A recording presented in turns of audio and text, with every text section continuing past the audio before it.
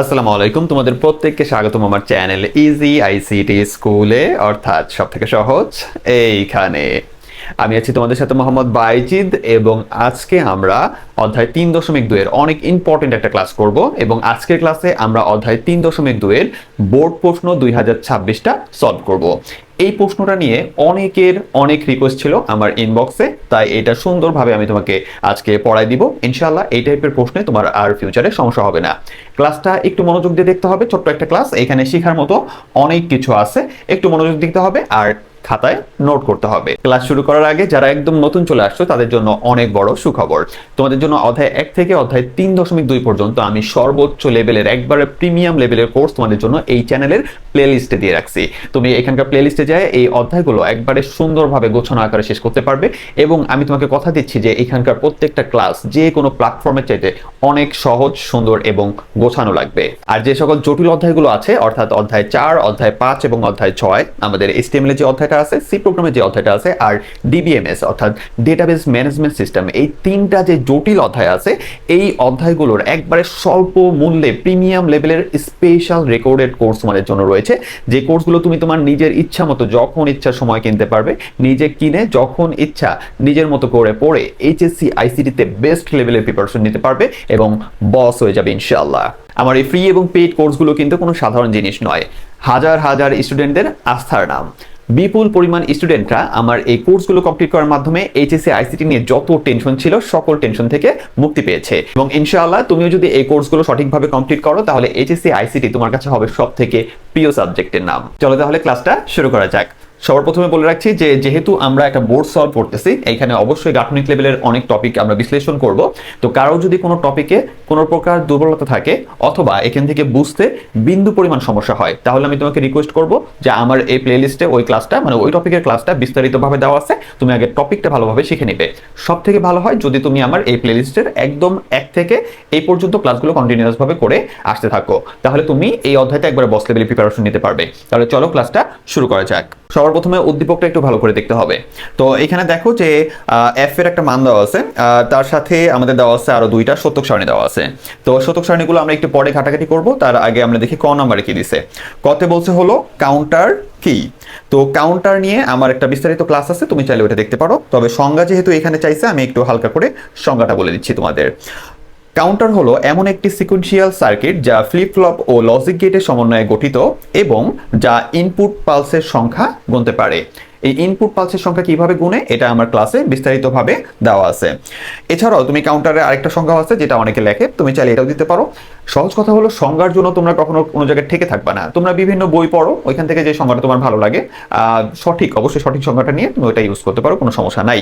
তো আরেকটা সংজ্ঞা এরকম অনেকে দেয় যে কাউন্টার হলো এমন একটি সিকোয়েন্সিয়াল ডিজিটাল ইলেকট্রনিক সার্কিট যা তার ইনপুট দেয়া পালসের সংখ্যা গণনা করতে পারে। এটা অনেকে লেখে, অনেক স্যারের বইতে এটা আছে। এর পরবর্তীতে খ নম্বরে বলছে হলো ন্যান্ড গেটের সাহায্যে অর গেট বাস্তবায়ন করা যায়, ব্যাখ্যা করো। এটা কিন্তু অনেক ইম্পর্টেন্ট একটা প্রশ্ন। ইদানিং কিন্তু এই টাইপের প্রশ্নটা 2 মার্কের জন্য বেশি আসতেছে, যদিও এর মূল টপিকটা হলো 4 মার্কের প্রশ্ন। ওইখানে আমাদের প্লেলিস্টে দেওয়া আছে ক্লাসটা, ওইখানে আমরা শিখছিলাম হলো ন্যান্ড এবং নর হলো সার্বজনীন গেট, এবং কেন সার্বজনীন গেট, কিভাবে যে ন্যান্ড গেট এবং নর গেটের মাধ্যমে আমরা মৌলিক গেটগুলো বাস্তবায়ন করছিলাম। কোনগুলো? তোমার অ্যান্ড, অর এবং নট গেট বাস্তবায়ন করছিলাম। অবশ্যই মূল ক্লাসটা ভালো মতো শিখবে। তো ওইটা যদি পারো তাহলে এটা কিছুই না। তো আমাদের এখানে কাজটা হলো ন্যান্ড গেট দিয়ে অর গেট বাস্তবায়ন। তো অর এর সাধারণ যে রূপটা আমরা চিন্তা করলাম, কারণ এখানে তো বাধ্যতামূলক কিছু দেওয়া নাই, তো আমরা y সমান a প্লাস b ধরে নিলাম। এখন এটাকে আমরা কি করব, তোমার ন্যান্ডে কিভাবে বাস্তবায়ন করা যায় সেই টেকনিকে নিয়ে আসবো। তো আমাদের কিছুই করতে হয় না, এটার উপরে ডাবল বার দিয়ে দিলাম। ডাবল বার দেওয়ার পরে এখানে ন্যান্ড দিয়ে বাস্তবায়ন করা মানে কি, আমাদের এখানে কোনো যোগ চিহ্ন থাকতে পারবে না। তাহলে আমরা একটা বার ভাঙলাম, ভাঙার ফলে আমাদের কি হলো, যোগ চিহ্নটা তোমার গুণ চিহ্নে রূপান্তর হয়ে গেল। তো এই যে আমাদের ফাইনালি যেই রূপটা আসলো, এই রূপটা খুব সহজেই কি করা যায়, ন্যান্ড দিয়ে বাস্তবায়ন করা যায়। কারণ এইখানে প্রত্যেকের উপরে কি আছে, এখানে গুণ অবস্থায় আছে এবং তাদের উপরে কি বার অবস্থায় আছে। তো আমাদের এই যে কাজটা আমি শর্ট করে বলতেছি ভাই, এখানে আমি এটা বিস্তারিত বলতে পারবো না, তুমি বিস্তারিত জানতে চাইলে আমার ক্লাস দেখো, ঠিক আছে? এই পুরো টপিকের ক্লাসটাই আছে, আলাদা ক্লাস দেখো। তাহলে এটা লজিক সার্কিট এখানে বাস্তবায়ন করা হয়েছে, দেখো। তো এটা তোমরা সবাই পারো, কারণ এই ক্লাস না করে এখানে আসার কথা না। তো আমরা প্রথমে একটা ন্যান্ডের ভিতরে কি করছি, এ প্রবেশ করাইছি কয়বার, 2বার। আমাদের আউটপুটে আসছে হলো এ বার। আর আমাদের একটা ন্যান্ডের ভিতরে বি প্রবেশ করাইছি কয়বার, 2বার। আউটপুটে আসছে হলো বি বার। আমরা অবশ্যই এই দুইটাকে কি করব, পুনরায় ন্যান্ডের ভিতরে প্রবেশ করাবো। ন্যান্ডের ভিতরে প্রবেশ করালাম, করার পরে আমাদের এই যে গুণ চিহ্ন, এই গুণের জন্য কি হয়েছে, এই যে এ বার আর বি বার, এ বার আর বি বার গুণ অবস্থায় আছে, আর এই যে নট চিহ্ন, এটার জন্য আমাদের উপরে কি চলে আসছে, দুইটার উপরে নট চলে আসছে। তাহলে এই হলো আমাদের কি হলো, ন্যান্ডের মাধ্যমে অর গেট বাস্তবায়ন হলো। ঠিক আছে, তো এইখানে আমরা প্রথমে একটু বাস্তবায়ন করে দেখাই এবং পরবর্তীতে আমরা এটা বাস্তবায়ন করি হলো লজিক সার্কিটে। এর পরবর্তীতে গ নম্বরে বলছে হলো লজিক সরলীকরণের সাহায্যে প্রমাণ করো যে f সমান সমান 1। এখানে প্রমাণ করতে বলছে f এর যে মানটা দেওয়া আছে, যে সমীকরণটা দেওয়া আছে, এটাকে তুমি সরলীকরণের মাধ্যমে ভাঙবে, ভাঙতে ভাঙতে তোমাকে প্রমাণ করতে হবে যে f এর মানটা কি, f এর মানটা হলো 1। এটা প্রমাণ করলে তুমি 3 মার্ক পেয়ে যাচ্ছ। তো এখানে একটা প্রবলেম হলো যে তোমরা যখন এই সরলীকরণগুলো দেখো বড় ধরনের, তোমরা অনেক কনফিউজ থাকো যে স্যার আপনি তো এই নিয়মে করছেন, আমি অন্য নিয়মে করলে কোনো সমস্যা আছে কিনা, স্যার আমি এইভাবে করছি, স্যার আমি ওইভাবে করছি। এখানে কোনো প্রবলেম নেই স্যার, তুমি যদি সঠিকভাবে সরলীকরণের সূত্রগুলো ব্যবহার করে সঠিকভাবে তোমার ফ্লোতে আগাও, তোমার অ্যান্সার সবসময় একই ধরনের আসবে। অ্যান্সার যে এক একজনে এক একটা আসবে এরকম কোনো পসিবিলিটি নাই। ঠিক আছে, তো এই জন্য এটা নিয়ে পেরেশানি কিছু নাই, তুমি তোমার যেইভাবে ইচ্ছা করো, কিন্তু অবশ্যই একই কাজ বারবার করবা না। দেখা যায় অনেকে একটু আগে এটা ভাঙায় এটা তৈরি, জাস্ট কথার কথা মনে করে একটা জিনিস ভাঙায় এটা তৈরি করছে, তারপরে আবার সেটা থেকে আগের জিনিসই তৈরি করা শুরু করছে নিচে। এই ধরনের কাজগুলো করলে ম্যাথ তো শেষ হবে না স্যার। তো একটু পারদর্শী হওয়ার জন্য অবশ্যই প্রচুর পরিমাণে এই আমাদের সরলীকরণ প্র্যাকটিস করতে হবে। আর যেটা বললাম যে এক এক টিচার এক একভাবে করতে পারে, তুমিও বিভিন্নভাবে করতে পারো, কোনো সমস্যা নাই।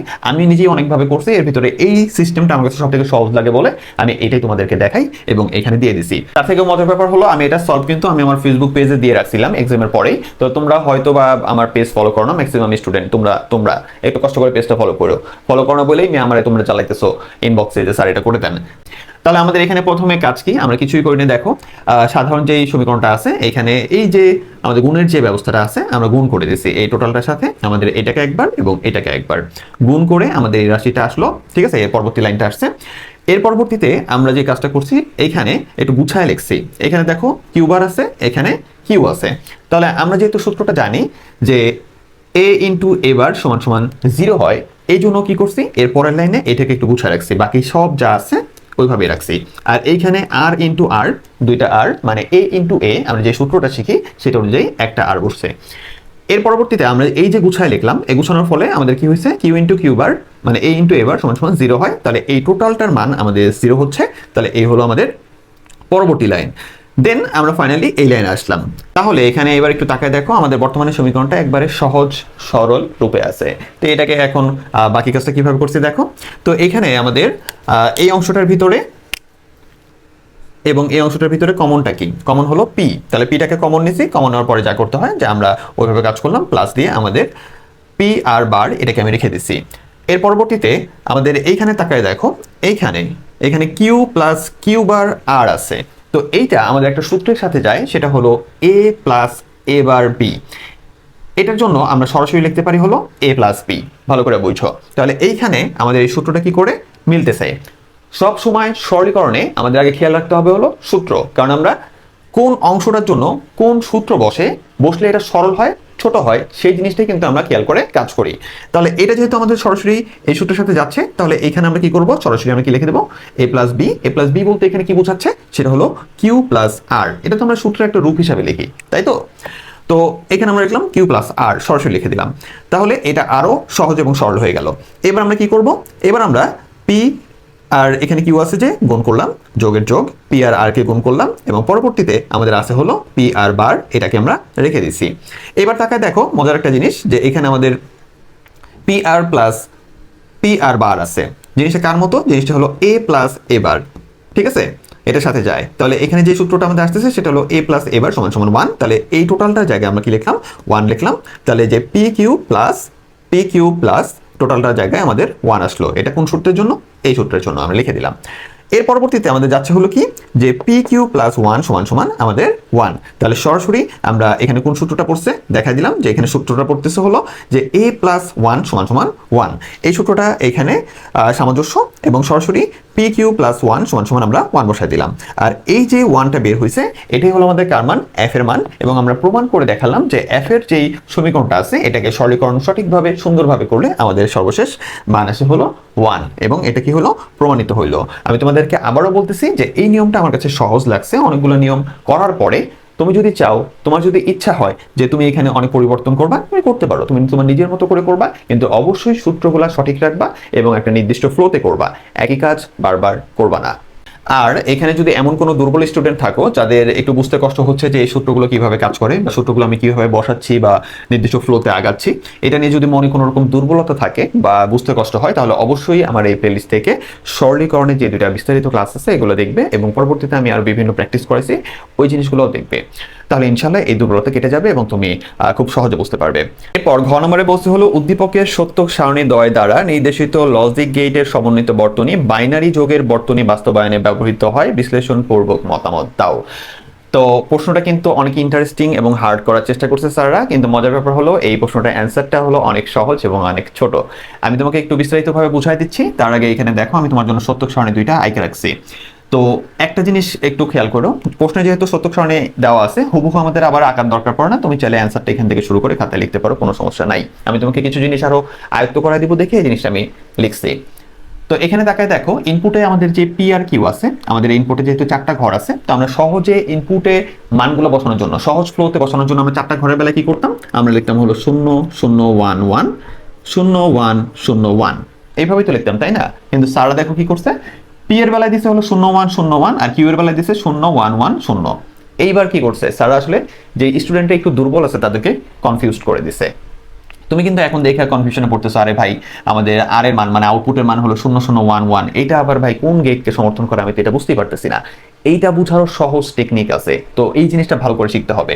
যারা একটু এক্সপার্ট তারা খুব সহজে এটা ধরতে পারছো, আর যারা একটু দুর্বল তাদেরকে আমি বলতেছি যে এটা বোঝার জন্য আমরা একটা টেকনিক ফলো করি, সেটা হলো আমাদের সত্যক সারণী থেকে ফাংশন তৈরি করার রাস্তাটা, ঠিক আছে? সত্যক সারণী থেকে ফাংশন বাস্তবায়ন, এটা একটা ক্লাস আছে আমার, দেখো। তো ওইখানে আমরা কি করি, মানে ওই ক্লাসটা বিস্তারিত বলা আছে, আমি এখানে শর্টকাট বলতেছি। আমরা প্রথমে আউটপুটের দিকে যাব, আউটপুটের দিকে যাই দেখবো যে কোথায় কোথাও 1 আছে, ওইটা আমাদের কাজ করতে হবে। তাহলে এখানে একটা 1 আছে, এখানে একটা 1 আছে, তাহলে এটার জন্য আগে কাজ করতে হবে। 1 এর জন্য তার ইনপুটে আমরা যাই, ঠিক আছে? ইনপুটে যাই, পি এর মান কি আছে 0 আর কিউ এর মান কি আছে 1, এটার জন্য, ঠিক আছে? এটার জন্য, তাহলে এটার জন্য আমরা কিসের মান বের করতেছি, আর এর। তাহলে দেখো আর এর মানটা কিভাবে বের করতেছি, আর সমান সমান আমাদের কি আছে, প্রথমে এই 1 এর জন্য পি এর মানটা হলো 0, 0 থাকলে যে চলক আছে তার উপরে বার হয়, তাহলে এখানে হলো পি বার, আর কিউ এর মানটা হলো 1, ঠিক আছে? পাশাপাশি মানে হলো এটা গুণ অবস্থায় বসে, তাহলে কিউ এর মানটা কি 1, 1 থাকলে যা থাকে আমরা তাই লিখি। তাহলে এখানে আমরা কি করলাম, এই 1 এর জন্য আমরা বের করলাম হলো পি বার কিউ। এই উপর থেকে নিচের 1 এ যাওয়ার জন্য আমরা এখানে একটা সহজ ভাষায় বলতেছি এটা, যে আমরা একটা প্লাস চিহ্ন ব্যবহার করি, এটা নিয়ে অতিরিক্ত যুক্তিতে গেলাম না।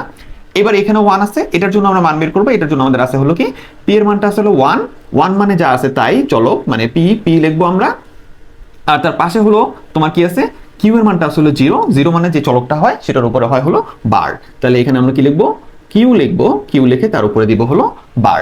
তার মানে এই যে আমাদের আর আছে, এই যে আমাদের আউটপুট আর আছে, এইটার মানটা হলো p bar q plus p q বার।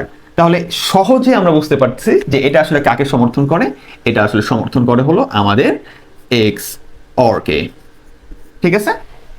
সহজে বের করতে পারলাম। তাহলে একদম সহজে তুমি এবার এটার আউটপুট থেকে মানটা বের করো, এখানে দেখতেছি 1 আছে কয়টা, মাত্র একটা, মাত্র একটা। তাহলে এটার জন্য আর এর মানটা বের করো, তাহলে আর সমান সমান কি হবে বলো তো? তাহলে এটার জন্য আমরা ইনপুটের দিকে তাকায় দেখতেছি পি এর মান 1, কিউ এর মান 1, তাহলে এটার জন্য আমার কি হইতেছে, এর জন্য আমার হইতেছে হলো পি আর হলো কিউ, এইটুকুই তো, আর তো নাই। তাহলে এইটুকু বের করলে শেষ। তাহলে এইটা কাকে সমর্থন করতেছে, মানে এইটা কোন গেট, এটা হলো and gate, A and D, and gate. তাহলে আমরা সহজে বের করতে পারলাম, কত সহজ একটা ট্রিক্স তোমাকে আজকে শিখাই দিছি। আর তুমি যদি এই ক্লাসটা, এটার ক্লাসটা মানে তোমার সত্যক সারণী থেকে ফাংশন বা সমীকরণ নির্ণয়ের যে ক্লাসটা আছে ওটা যদি করো, আর এই টিকটা যদি দেখো আজকে, তাহলে কিন্তু আর কোনো রকমের সত্যক সারণী নিয়ে তোমার জীবনে প্যারা লাগবে না। তাহলে এই যে আমাদের কাজটা, তো এখান থেকে আমরা এখন কি করব, তাহলে বলতেছি যে উদ্দীপকের সত্যক সারণী 1, সত্যক সারণী 1 হতে পাই। তাহলে আমরা এই যে এটা যেহেতু দুইটাই আর, আমরা একটাকে R1 ধরছি, এখানে মান পাইছিলাম আমরা কি, p bar q bar plus p q bar. তাহলে এটা আসলে কি, এটা হলো তোমার পি এক্সঅর কিউ, অর্থাৎ এটা সমর্থন করতেছে হলো এক্সঅর কে, যা হাফ এরার এর সাম এস আউটপুট নির্দেশ করে। তাহলে এই যে মানটা আছে এটা হলো আমাদের কাকে নির্দেশ করতেছে, বা এক্সঅর এর মাধ্যমে আমরা কি কাজ করছিলাম, হাফ এডারের যে এস আউটপুটটা আছে সেই কাজটা এটা নির্দেশ করতেছে। হাফ এডার এবং ফুল এডারের ক্লাসটা আগে করে আসতে হবে, যদি এখানে ফুল এডারের কাজ নাই, হাফ এডার তোমার জানা থাকলেও হবে। তাহলে এইটা আমাদের কি, এটা হলো যা হাফ অ্যাডার এর সাম এস, যেটাকে আমরা এস দিয়ে লিখছিলাম, আউটপুট নির্দেশ করে। সত্যক সারণী 2 হতে পাই, তাহলে 2 হতে পাইছে কি, সত্যক সারণী 2 হতে পাইতেছে আর আর এটা যেহেতু দ্বিতীয় সত্যক সারণী আর 2 দিলাম, ঠিক আছে, আর 2 এখানে কি পাইছি সেটা হলো পি কিউ, ঠিক আছে। তাহলে আর 2 এর মানটা কি পি কিউ, তাহলে এখানে দেখতেছে এখানে গুণের কাজ আছে, তাহলে অর্থাৎ এটা কি এন্ড, সহজে বুঝতে পারলাম এখানে এন্ড এর কাজ হয়েছে, যা হাফ অ্যাডারের ক্যারি সি আউটপুট নির্দেশ করে। তাহলে হাফ অ্যাডারে আমাদের আরেকটা তোমার কি ছিল, গেট ছিল হাফ অ্যাডারে বাস্তবায়ন করার সময়, তুমি দেখছো সেখানে আরেকজন ছিল, সেটা হলো সি, এবং সেখানে কি ছিল, এন্ড ছিল, এন্ডের মাধ্যমে সেই কাজটা আমরা করছিলাম। তো এইটা আমাদের হলো ক্যারি সি আউটপুটকে নির্দেশ করে। তাহলে আমরা দুইজনের পরিচয় বের করতে পারছি, তাহলে সহজেই বুঝতে পারলাম, যেহেতু আমাদের প্রশ্নে বলেই দেওয়া আছে, ভালো করে তাকায় দেখো, প্রশ্নে বলেই দেওয়া আছে যে উদ্দীপকের সত্যক সারণী দ্বয় দ্বারা নির্দেশিত লজিক গেটের সমন্বিত বর্তনী বাইনারি যোগের বর্তনী বাস্তবায়নে ব্যবহৃত হয়। তাহলে বাইনারি যোগের যে বর্তনী এখানে আমাদের আছে তো হাফ অ্যাডার আর ফুল অ্যাডার, তাহলে আমরা বুঝতেই পারলাম যে একটা হলো আমাদের হাফ অ্যাডারে কি মানে কোন জিনিসটাকে নির্দেশ করতেছে সেটা হলো আমাদের এস কে, আর আরেকটা হলো হাফ অ্যাডার কোন জিনিসকে নির্দেশ করতেছে সেটা হলো সি কে। তুমি যদি হাফ অ্যাডার এবং ফুল অ্যাডার সম্পর্কে ভালো ধারণা রাখো তাহলে কিন্তু তুমি অটোমেটিকলি বুঝতে পারবা যে কোন জিনিসগুলো থাকলে এটা হাফ অ্যাডার, কারণ প্রশ্নে তোমাকে বলে দিচ্ছে যে আমাদের বাইনারি অ্যাডারের কথা, তাহলে কোন জিনিসগুলো থাকলে আমি হাফ অ্যাডারকে ধরবো এবং কিভাবে থাকলে আমার ফুল অ্যাডার হবে সেই জিনিসটা তুমি ক্লিয়ারলি ধরতে পারবা খুব সহজে। তাই ওইটা সম্পর্কে আগে ধারণা রাখতে হবে, আমার ক্লাস আছে দেখতে পারো। তাহলে উদ্দীপকের সত্যক সারণী দ্বয় হতে প্রাপ্ত হাফ অ্যাডার এর সমীকরণ দুটি হলো, আমরা সমীকরণ দুইটা এখানে লিখলাম এবং তারপরে এখানে সার্কিটটা বাস্তবায়ন করছি। আমাদের এস এর মানটা, এই যে এস এর মানটা হাফ অ্যাডারের যে সার্কিটটা আছে ওইটা, আর এই যে সি এর মানটা আমরা একই সাথে সি এর মানটাও দেখাই দিছি। তাহলে অর্থাৎ উদ্দীপকের সত্যক সারণী দ্বয় দ্বারা নির্দেশিত লজিক গেট সমূহ হাফ অ্যাডার বাস্তবায়নে ব্যবহৃত হয়। খুব সহজে আমরা বুঝাই দিতে পারলাম। তাহলে তোমরা সবাই এখন বুঝতে পারলা যে আসলে এত জটিল একটা প্রশ্ন যেটা বললাম সেটাকে কত সহজে তোমার কি করা যায়, অ্যান্সার করা যায়। তো এইভাবে অ্যান্সার করলে ইনশাআল্লাহ তুমি 4 এ 4ই পাবা, এটার অতিরিক্ত বাড়াবাড়ি করে লেখার আর কিছু নাই। এখন কথা হলো এই ধরনের প্রশ্ন আসলে তোমাকে আসলে এই বেসিক যে কনসেপ্টগুলো আছে, এখানে কিন্তু অনেকগুলো বেসিক কনসেপ্টের কথা আমি বলছি, তো এই অধ্যায়ের বেসিক কনসেপ্টগুলো যদি ক্লিয়ার না থাকে, মূল টপিকের অংশগুলো যদি তোমার ক্লিয়ার না থাকে, এই ধরনের প্রশ্ন আসলে কিন্তু তুমি পারবা না এবং তোমার জন্য ওই প্রশ্নটা অনেক কঠিন লাগবে। এই জন্য আমি তোমাদের প্রত্যেককে রিকোয়েস্ট করবো অবশ্যই তোমরা ইজি আইসিটি স্কুলের সাথে থাকো, সাবস্ক্রাইব করে এই চ্যানেলটার পাশে থাকো। এই চ্যানেলের প্রত্যেকটা প্লেলিস্ট একবারে প্রথম থেকে শেষ পর্যন্ত মনোযোগ দিয়ে ক্লাস করবে এবং খাতায় সুন্দরভাবে নোট করবে। তাহলে তোমরা প্রত্যেকে ভালো থেকো, সুস্থ থেকো, আল্লাহ হাফেজ, আসসালামু আলাইকুম।